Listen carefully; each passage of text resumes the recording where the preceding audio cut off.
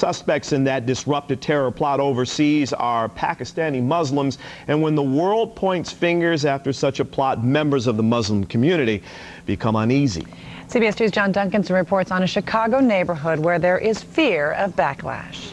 On Devon Avenue, both Indians and Pakistanis live and mix in relative peace, even though their home countries are often at some level of war. It's a place where an Indian Sikh will speak of a terrorist plotter and not blame his Pakistani Muslim neighbor. They are terrorists. They are not Muslim. They don't have no religion. But the many Muslims on Devon feel like targets nonetheless. Naseem Sarwar has a bookstore with Urdu writing on the sign above. That's the national language of Pakistan. His store has been ransacked with nothing stolen twice. I've been victimized.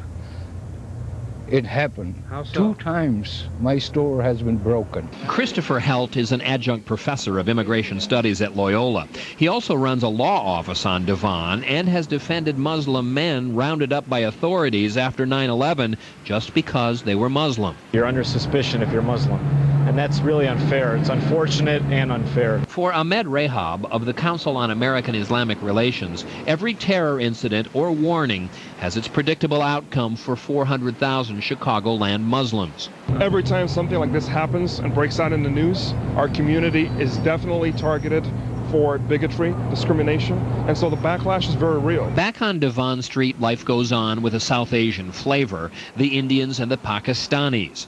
But when terror strikes, people here say it's not the Indians, it's the Pakistanis, the Muslims, who feel the heat. You don't have the same type of racial profiling as you do against people from Pakistan.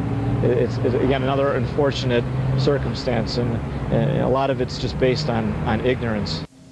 Now, many from the Muslim community told us they feel the problem comes in large part from media commentators of the extreme right wing and internet bloggers who they feel tend to portray all Muslims with the brush used to portray so-called Islamic extremists. They are tired of it, and they're trying to get out from under that portrayal, but every time something like this happens, it's just very hard to be a Muslim American. I mean, they can't seem to get out from under that. That must just be so difficult for them every day. I mean, they must just be hanging with their fists clenched, waiting for something to happen. So many, and you've heard it before, say these people are not Muslims. They're not religious. Right. They condemn these plots. They're using them. Yeah, exactly. Yeah.